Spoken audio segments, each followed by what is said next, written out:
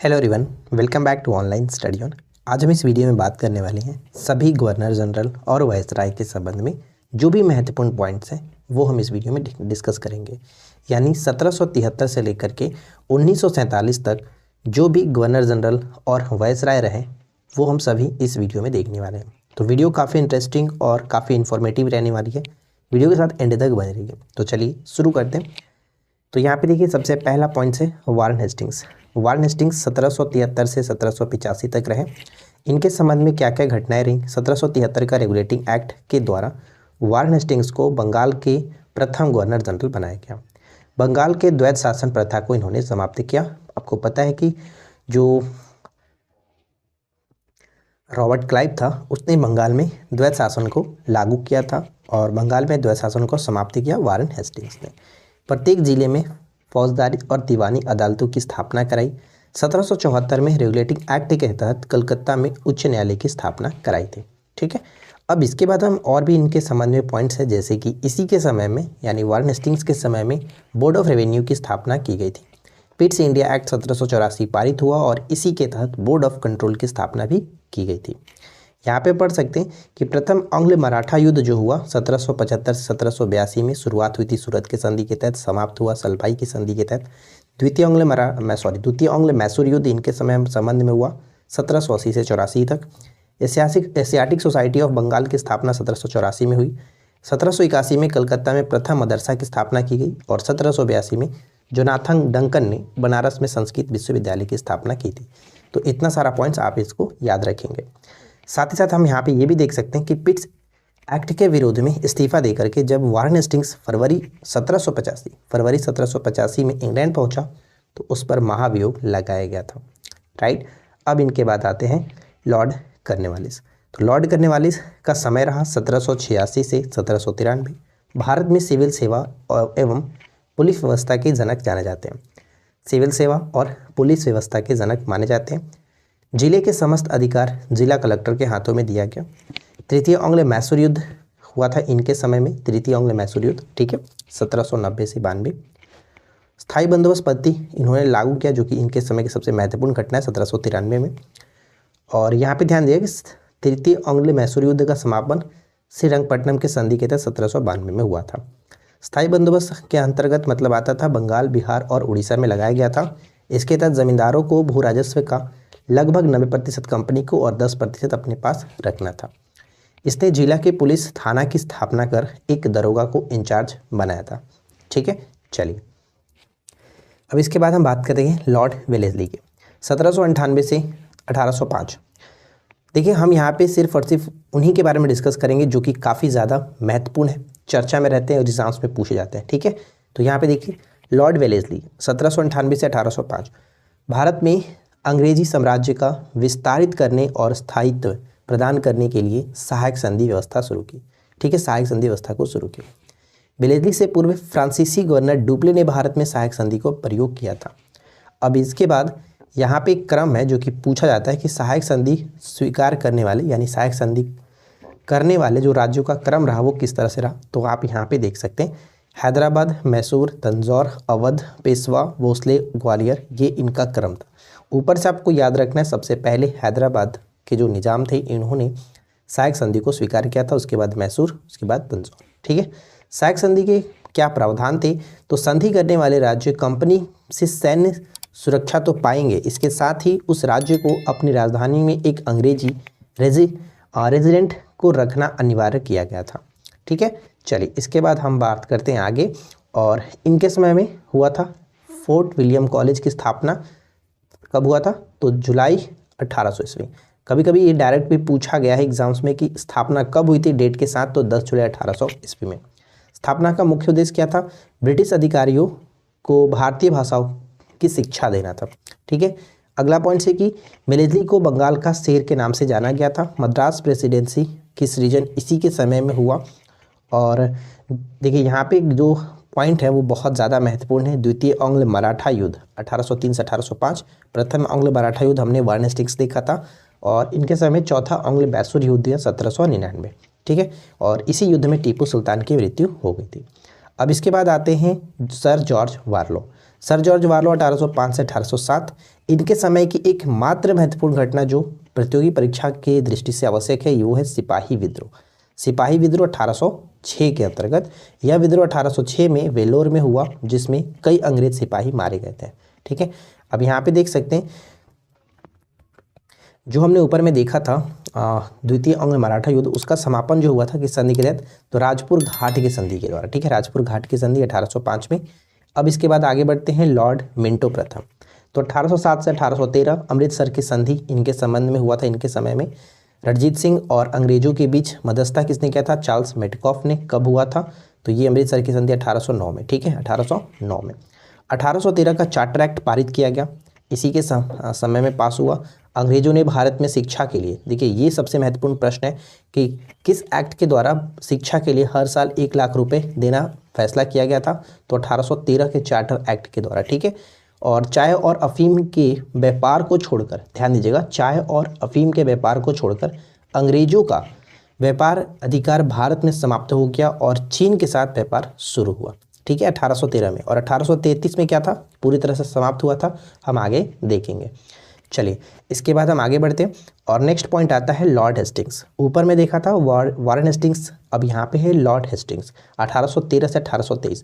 अंग्ल नेपाल युद्ध इनके समय की सबसे महत्वपूर्ण घटना है 1814 से 16 में। इसमें नेपाल के अमर सिंह को आत्मसमर्पण करना पड़ा। मार्च 1816 में हेस्टिंग्स और गोरखाओं के बीच संगौली की संधि के द्वारा आंग्ल नेपाल युद्ध का अंत हुआ। ठीक है, मार्च 1816 में। संगौली की संधि के तहत क्या था, काठमांडू में एक ब्रिटिश रेजिमेंट रखना स्वीकार किया गया और इस संधि के द्वारा अंग्रेजों को शिमला, मसूरी, रानीखेत और नैनीताल प्राप्त हो गए। अब यहाँ पे क्या है कि इस संधि के कारण वर्तमान में भारत और नेपाल के बीच कालापानी सीमा विवाद जारी है। कालापानी का विवाद आपको पता ही है कि भारत और नेपाल के बीच चर्चा रहता है। इसके बाद तृतीय आंग्ल मराठा युद्ध इनके समय में हुआ था लॉर्ड हेस्टिंग्स में और पेशवा पद समाप्त हो गया था। ये भी कह सकते हैं कि मराठा पूरी तरह से समाप्त हो चुका था। 1817 से 18 में इन्होंने पिंडारियों का दमन, ये एकदम विवेक प्रश्न है, पिंडारियों का दमन किसने किया था, लॉर्ड हेस्टिंग्स ने किया था। चलिए इसके बाद हम यहाँ पे बढ़ते हैं 1822 में टेनेसी एक्ट, जिसको हम लोग कस्तकारी अधिनियम के नाम से भी जानते हैं, ये लागू हुआ। अहस्तक्षेप की नीति समाप्त कर इसने अनुसरण मतलब कि देखिए ध्यान दीजिएगा क्या कह रहा है कि अहस्तक्षेप की नीति को समाप्त कर दिया। किसका अनुसरण मतलब किया था, जिसने अनुसरण कर सर जॉन सॉर ने किया था, यानी अहस्तक्षेप की नीति किसने स्टार्ट किया था, जॉन सॉर ने। अब यहाँ पे कि प्रेस सेंसरशिप को समाप्त किया।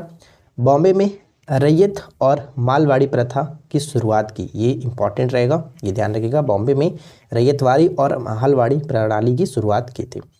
इसके बाद नेक्स्ट पॉइंट बनता है लॉर्ड एमहर्स्ट। लॉर्ड एमहर्स्ट 1823 से 1828, इनके समय में प्रथम आंग्ल वर्मा युद्ध हुआ 24 से 26, ये इंपॉर्टेंट है, ध्यान रखना है। प्रथम आंग्ल वर्मा युद्ध 1824 से 1826 में 1825 में ब्रिटिश सेना के सैन्य कमांडर ने वर्मा सेना को परास्त कर 1826 ईस्वी में याडवू की संधि की थी। ठीक है, 1824 का बैरकपुर का सैन्य विद्रोह भी लॉर्ड एमहर्स्ट के समय में ही हुआ था, ये भी याद रखना है। 2 पॉइंट्स इनके संबंध में बहुत इंपॉर्टेंट बन जाता है। ठीक है, अब यहाँ से हमारा स्टार्ट होता है जो कि बहुत ही चर्चा में रहने वाला और बहुत ज़्यादा महत्वपूर्ण पॉइंट्स, क्योंकि यहाँ से भारत के गवर्नर जनरल स्टार्ट हो जाते हैं। वहाँ पे हमने देखा था 1773 से लेकर के अब तक जो भी हम देखते आ रहे हैं वो बंगाल के गवर्नर जनरल थे। अब यहाँ पे ये है कि लॉर्ड विलियम बेंटिंग जो थे, ध्यान दीजिएगा, 1828 1833 इनका समय रहा, पहला पॉइंट्स। और 1803 में मद्रास के गवर्नर की हैसियत से भारत आए हुए थे और 1833 में चार्टर एक्ट के द्वारा बंगाल के गवर्नर को भारत का गवर्नर जनरल बना दिया गया। अतः यह भारत के प्रथम गवर्नर जनरल बने। ठीक है, अब भारत के प्रथम गवर्नर जनरल के रूप में ये बने पहले। इसके काल में कोई युद्ध नहीं हुआ, शांति का काल रहा था। 1829 में राजा राम मोहन राय की सहायता से सती प्रथा पर प्रतिबंध लगाया। इसके बाद शिशुवध पर भी इन्होंने प्रतिबंध लगाया हुआ था। अब यहाँ पे आगे देख सकते हैं कि इसके काल में देवी देवताओं को नर बलि देने की प्रथा भी अंत कर दी गई थी। अब यहाँ पे क्या है कि 1833 का चार्टर अधिनियम पारित हुआ तो भारत में अंग्रेजों का व्यापारिक एकाधिकार पूरी तरह से समाप्त हो गया था। बंगाल के गवर्नर जनरल का पद समाप्त हुआ क्योंकि भारत के गवर्नर जनरल बन चुके थे। अब यहाँ पे ये है कि भारत के गवर्नर जनरल के रूप में इनका कार्यकाल जो था 33 से 35 तक था। ठीक है, बंगाल के गवर्नर जनरल के रूप में इन्होंने कार्य किया स्टार्ट किया था, लेकिन अब 33 के बाद जब चार्टर एक्ट आया ना, 33 से 35 तक इन्होंने गवर्नर जनरल, भारत के गवर्नर जनरल के रूप में कार्य किया। कलकत्ता में प्रथम मेडिकल कॉलेज की स्थापना कराई। लॉर्ड मैकाले, लॉर्ड मैकाले भारतीय न्यायिक प्रणाली के जनक के रूप में जाने जाते हैं कि सलाह पर 1835 में अंग्रेजी को भारत का आधिकारिक भाषा घोषित किया गया। ठीक है, 1835 में। अब यहाँ पे हमारा स्टार्ट होता है सर चार्ल्स मेटकॉफ, 1835 से 36, 1 साल का कार्यकाल रहा। चार्ल्स मेटकॉफ ने भारत में समाचार पत्रों पर लगे प्रतिबंध को समाप्त कर दिया। इस कारण से भारतीय प्रेस का मुक्तिदाता के नाम से जाना जाता है। भारतीय प्रेस के मुक्तिदाता चार्ल्स मेटकॉफ को जाना जाता है। इसके बाद नेक्स्ट पॉइंट है लॉर्ड ऑकलैंड, जो कि 1836 से 1842 तक रहे। प्रथम एंग्लो अफगान युद्ध हुआ, प्रथम एंग्लो अफगान युद्ध। वर्मा युद्ध हमने कब देखा था? वर्मा युद्ध 1824 से 26 तक, ठीक है, वर्मा युद्ध था। लेकिन ये आपका है एंग्लो अफगान युद्ध 1838 से 42। 1839 में ऑकलैंड ने कलकत्ता से दिल्ली तक ग्रैंड ट्रंक रोड की मरम्मत करवाई। भारतीय विद्यार्थियों को डॉक्टरी की शिक्षा हेतु विदेश जाने की अनुमति मिल गई थी। बस इनके समय 2 पॉइंट से इंपॉर्टेंट है, लेकिन सबसे इंपॉर्टेंट आपका एंग्लो अफगान युद्ध हुआ लॉर्ड ऑकलैंड के समय में 36 से 42 तक। अब यहाँ पे आता है लॉर्ड एलनबरो। लॉर्ड एलनबरो, प्रथम एंग्लो अफगान युद्ध समाप्त हुआ इनके समय में, स्टार्ट हुआ था उनके समय में लेकिन समाप्त इनके समय में हुआ था। ठीक है, 1843 में एलनबरो ने चार्ल्स नेपियर को, ध्यान दीजिए ये प्रश्न पूछा गया था हाल ही में, बीपीएससी में भी क्वेश्चन आया हुआ था चार्ल्स नेपियर से। 1843 में एलनबरो ने चार्ल्स नेपियर को असैनिक एवं सैनिक शक्तियों के साथ सिंध भेजा। ठीक है, सिंध भेजा। नेपियर ने अगस्त 1843 में सिंध को पूर्ण रूप से ब्रिटिश साम्राज्य में मिला लिया था। तो ये चीज़ आपको याद रखना है, कब मिलाया था? अगस्त 1843 में सिंध को अंग्रेज ने पूरी तरह से अंग्रेज साम्राज्य में मिला लिया था। अब यहाँ पे ध्यान देना है कि 1843 में एक्ट 5 के द्वारा दास प्रथा का उन्मूलन भी एलनबरो के समय में हुआ था। 1833 का ही चार्टर एक्ट था। 1833 के चार्टर एक्ट के द्वारा 1843 में इन्होंने दास प्रथा को पूरी तरह से समाप्त किया था, उन्मूलन किया था लॉर्ड एलनबरो ने।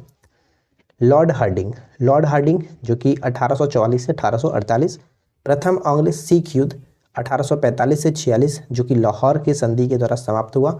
तो प्रथम एंग्लो सिख युद्ध याद रखिएगा 1845 से 46। ठीक है, नरबली प्रथा पर प्रतिबंध लगाया गया। इसके बाद हम आगे की तरफ बढ़ते हैं। अब यहाँ से स्टार्ट होता है लॉर्ड डलहौजी। तो लॉर्ड डलहौजी के बारे में आपको पता ही है कि कितने महत्वपूर्ण इनके संबंध में क्वेश्चंस पूछे जाते हैं। तो देखिए, इसको कहा जाता है अर्ल ऑफ डलहौजी भी कहा जाता है, अर्ल ऑफ डलहौजी। यह एक कट्टर उपयोगितावादी और साम्राज्यवादी था, लेकिन डलहौजी को उसके सुधारों के लिए भी जाना जाता है। द्वितीय एंग्लो सिख युद्ध 1848 से 49 में हुआ। ठीक है, चलिए इसके बाद आगे बढ़ते हैं। और द्वितीय वर्मा युद्ध यहाँ पे देख सकते हैं, द्वितीय एंग्लो वर्मा युद्ध इन्हीं के समय में हुआ था 1851 से 1852 में। यानी पहला वर्मा युद्ध हमने कब देखा था? पहला वर्मा युद्ध हुआ था 1824 से 26, दूसरा वर्मा युद्ध 51 से 52 में। ठीक है, चलिए इसके बाद है कि भारत में रेलवे और संचार प्रणाली का विकास भी इसके द्वारा ही कराया गया था। रेलवे और संचार प्रणाली का विकास इसी के समय में हुआ था। दार्जिलिंग को सम्मिलित कर दिया गया, भारत में दार्जिलिंग को सम्मिलित कर लिया गया इसी के समय में। इसके बाद हमारा नेक्स्ट पॉइंट क्या बनता है? देखिए, उड का निर्देश पत्र यानी उड डिस्पैच आया था 1854 में, डलहौजी के समय में आया। भारत में शिक्षा सुधारों के लिए मैग्ना कार्टा कहा जाता है। भारत में शिक्षा सुधारों के लिए मैग्ना कार्टा कहा जाता है। 16 अप्रैल 1853 को पहली ट्रेन बम्बई से थाने तक चलाई गई थी, करीब 33 किलोमीटर के आसपास थी। 1853 में कलकत्ता से आगरा तक पहली टेलीग्राफ लाइन की शुरुआत की गई। भारत का पहला डाक टिकट 1854 में जारी किया गया था, डाक अधिनियम 1854 के तहत, डलहौजी के समय में ही। और व्यक्तिगत के सिद्धांत को लाया। पहला शिकार कौन हुआ? सत्तारा 1848 में। उसके बाद हम यहाँ पे बाकियों के बारे में देख सकते हैं। ठीक है, जयपुर, संबलपुर, उदयपुर, झांसी, नागपुर और हाँ इस तरह से आगे की तरफ है। नेक्स्ट पॉइंट है कि 1852 में इनाम कमीशन की स्थापना की गई। उद्देश्य भूमि कर सहित जागीरों का पता लगाकर उन्हें छीनना था। ठीक है, इनाम कमीशन 1852 में। 1856 में अवध को कुशासन का आरोप लगा करके अंग्रेजी साम्राज्य में मिला लिया गया था। अवध को 1856 में कुशासन के प्रथा के द्वारा अपनाया गया था, मतलब कि अंग्रेजी साम्राज्य में मिला लिया गया था। 1856 में तोपखाने के मुख्यालय को कलकत्ता से मेरठ स्थानांतरित किया गया। सेना का मुख्यालय शिमला में स्थापित कर दिया गया था। हिंदू विधवा पुनर्विवाह अधिनियम भी पारित हुआ। शिमला को ग्रीष्मकालीन राजधानी बनाया था। चलिए इसके बाद हमारा आता है लॉर्ड कैनिंग। 1856 से 62 तक भारत का अंतिम गवर्नर जनरल के रूप में इनको जाना जाता है, क्योंकि भारत के प्रथम वायसराय यहाँ से स्टार्ट होते हैं। 1857 का विद्रोह सबसे महत्वपूर्ण घटना थी इनके समय में, यानी 1857 के समय कौन थे वायसराय, तो लॉर्ड कैनिंग थे। 1857 के विद्रोह के पश्चात बहादुर शाह को रंगून जो कि निर्वासित कर दिया गया था, भारत के प्रथम वायसराय के रूप में इनको जाना जाता है। और 1858 में ब्रिटिश सांसद द्वारा पारित अधिनियम द्वारा इसे भारत का प्रथम वायसराय बनाया गया। चलिए, इनके समय में हम यहाँ पे ये देख सकते हैं कि आईपीसी, सीपीसी जैसी दंड विधियों का प्रावधान किया गया, पारित किया गया। लंदन विश्वविद्यालय की तर्ज पर 1857 में कलकत्ता, मद्रास और बम्बई विश्वविद्यालयों की स्थापना की गई थी। भारतीय परिषद अधिनियम 1861 पारित किया गया। कैनिंग के समय में ही भारतीय इतिहास का प्रसिद्ध नील विद्रोह 59-60 में हुआ था। नील विद्रोह 59-60 में हुआ था। कैनिंग के समय में विधवा पुनर्विवाह अधिनियम 1856 स्वतंत्र रूप से लागू हुआ। ठीक है, अब आगे बढ़ते हैं। सर जॉन सॉर 1864 से लेकर के 1869 तक अफगानिस्तान में हस्तक्षेप न करने की नीति को इन्होंने पालन किया। और उसके बाद कलकत्ता, बम्बई और मद्रास में उच्च न्यायालयों की स्थापना की गई। ठीक है, उच्च न्यायालयों की स्थापना की गई सर जॉन लॉरेंस के समय में। पंजाब में काश्तकारी अधिनियम पारित किया गया। पंजाब में काश्तकारी अधिनियम पारित किया गया। अब यहाँ से एक और पॉइंट इंपॉर्टेंट बन जाता है, क्योंकि भारत की जो पहली जनगणना हुई थी वो लॉर्ड मेयो के समय में हुई थी 69 से 72। ये चीज़ याद रखिए इनके कार्यकाल। भारतीय सांख्यिकी बोर्ड का गठन किया गया। भारतीय सांख्यिकी बोर्ड का गठन किया गया। अंग्रेजों के समय में प्रथम जनगणना 1872 में भारत में प्रथम इन्हीं के समय में हुआ था, लॉर्ड मेयो। लॉर्ड नॉर्थब्रुक 1872 से 76 तक रहे। इसके बाद हम यहाँ पे देख सकते हैं नॉर्थब्रुक। बंगाल में भयंकर अकाल पड़ा। पंजाब में कूका आंदोलन हुआ था नॉर्थब्रुक के समय में ही। स्वेज नहर खुल जाने से भारत और ब्रिटेन के बीच व्यापार में वृद्धि हुई। तो नॉर्थब्रुक के संबंध में 2 पॉइंट्स यहाँ पे इंपॉर्टेंट बन जाता है। अब यहाँ पे हमारा है लॉर्ड लिटन। तो लॉर्ड लिटन ध्यान दीजिएगा 1876 से 80। ये भी इंपॉर्टेंट है क्योंकि इनके संबंध में 2-3 प्रश्न पूछे जाते हैं डायरेक्ट। जैसे ओवेन मेरेडिथ के नाम से किसे जाना जाता है, लॉर्ड लिटन को जाना जाता है। प्रथम दिल्ली दरबार का आयोजन किया गया था लॉर्ड लिटन के समय में। और एक राज अधिनियम पारित करके 1870 में ब्रिटेन की महारानी विक्टोरिया को कैसर ए हिंद की उपाधि से विभूषित किया गया था। ठीक है, विभूषित किया गया था। वर्नाकुलर प्रेस एक्ट को पारित किया गया 1878 में। ये इनके समय की सबसे महत्वपूर्ण घटना थी, ये इसको ध्यान रखेंगे। शस्त्र एक्ट, जिसको आर्म्स एक्ट कहते हैं, 1878 में पारित हुआ, जिसमें भारतीयों को शस्त्र रखने और बेचने से रोका गया था। चलिए, अब इसके बाद नेक्स्ट पॉइंट है लॉर्ड रिपन। तो लॉर्ड रिपन भी इंपॉर्टेंट है 1880 से 84, क्योंकि समाचार पत्रों की स्वतंत्रता को बहाल करते हुए 1882 में वर्नाकुलर प्रेस एक्ट को इन्होंने रद्द कर दिया था। ठीक है, ऊपर में लागू किया गया था लिटन के द्वारा, लेकिन रिपन ने इसको रद्द कर दिया था। इल्बर्ट बिल विवाद 1883 में इन्हीं के समय में आया, रिपन के समय में। नियमित जनगणना स्टार्ट हुई 1881 से। नियमित जनगणना 1872 में पहली बार जनगणना हुई थी, लेकिन नियमित जनगणना 1881 से प्रारंभ होगी। प्रथम कारखाना अधिनियम 1881 से स्टार्ट हुआ।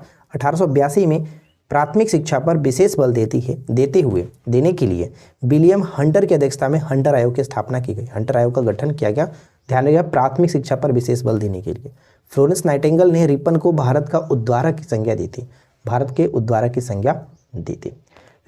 ध्यान दीजिएगा लॉर्ड डफरिन 1884 से 88। इसके काल में 28 दिसंबर 1885 को बंबई में एओ हुम के नेतृत्व में भारतीय कांग्रेस की स्थापना की गई। भारतीय कांग्रेस की स्थापना की गई 28 दिसंबर 1885 लॉर्ड डफरिन के समय में। तृतीय आंग्ल वर्मा युद्ध यहाँ पे हुआ था 1885 में। अब आपको एक बार फिर से रिपीट कर लेना है कि वर्मा युद्ध कब कब हुआ। तो पहला वर्मा युद्ध 1824 से 26, दूसरा 1852, तीसरा यहाँ पे 1885। ठीक है, वर्मा को भारत में मिला लिया गया था इसी के समय में। और यहाँ पे देखिए मैंने लिख भी रखा है, प्रथम, द्वितीय और तृतीय हो गया। अफगानिस्तान की उत्तरी सीमा को निर्धारित किया गया। चलिए, यहाँ तक हमारा कंप्लीट होता है लॉर्ड डफरिन के समय में। बस 2 पॉइंट्स बहुत इंपॉर्टेंट है, एक तो तृतीय आंग्ल वर्मा युद्ध और कांग्रेस की स्थापना। अब यहाँ पे आता है हमारा लॉर्ड लैंसडाउन 1888 से 1894। लॉर्ड लैंसडाउन भारत एवं अफगानिस्तान के बीच सीमा रेखा, जिसे डुरंड रेखा के नाम से जाना जाता है, निर्धारित किया गया 1893 में लॉर्ड लैंसडाउन के समय में हुआ था। ठीक है, दूसरा कारखाना अधिनियम 1891 में पारित हुआ। पहला कारखाना हमने लॉर्ड रिपन में देखा था 1881 में, लेकिन दूसरा कारखाना लॉर्ड लैंसडाउन में। 1891 में एज ऑफ कंसेंट बिल पारित किया गया, जिसमें लड़कियों की उम्र 10 से 12 किया गया था। ठीक है, 10 से 12 कर दिया गया था।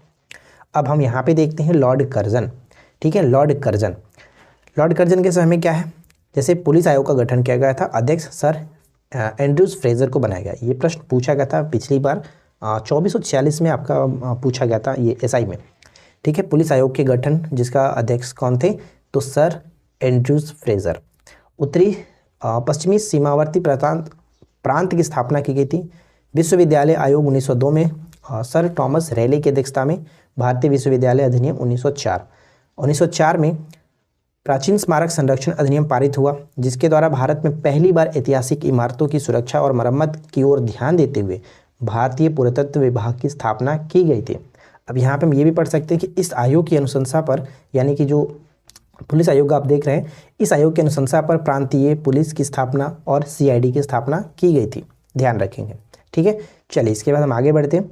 नेक्स्ट पॉइंट हमारा ये बनता है कि लॉर्ड कर्जन के समय में सर्वाधिक महत्वपूर्ण घटना था 1905 का बंगाल विभाजन। ठीक है, 1905 में अपने पद से इस्तीफा दे दिया था। कर्जन की पुस्तक जो कि पेपर में पूछा जाता है, प्रॉब्लम्स ऑफ द फॉरेस्ट,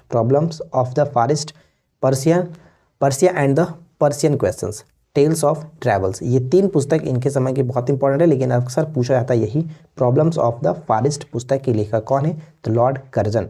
चलिए इसके बाद नेक्स्ट पॉइंट आता है लॉर्ड मिंटो द्वितीय, 1905 से 1910।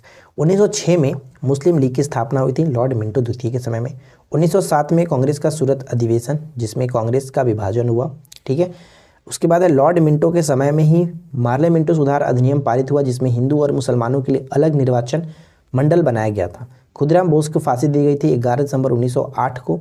यहाँ पे पढ़ सकते हैं कि 1908 में तिलक को 6 वर्षों की सज़ा सुनाई गई, क्योंकि उन्होंने प्रफुल्ल चौकी और खुदीराम बोस की बम हमले का समर्थन किया था। ठीक है, तिलक को यहाँ पे 6 वर्षों की फांसी मिली थी इन्हीं के समय में। लॉर्ड हार्डिंग द्वितीय, 1910 से 1906। 1911 में जॉर्ज पंचम के आगमन पर दिल्ली दरबार का आयोजन किया गया। दिल्ली दरबार का आयोजन हमने लॉर्ड लिटन के समय भी देखा था, पहला दिल्ली दरबार वहाँ पे आयोजन किया गया था, जिसमें कैसर हिंद की उपाधि महारानी एलिजाबेथ को दिया गया था। अब यहाँ पे साथ ही साथ बंगाल विभाजन को रद्द कर दिया गया लॉर्ड हार्डिंग द्वितीय के समय में। ठीक है, प्रथम विश्व युद्ध का प्रारंभ 1914 में हुआ, जिसके लिए भारत का समर्थन पाने में सफल रहा और भारत की राजधानी कलकत्ता से दिल्ली स्थानांतरित कर दिया गया।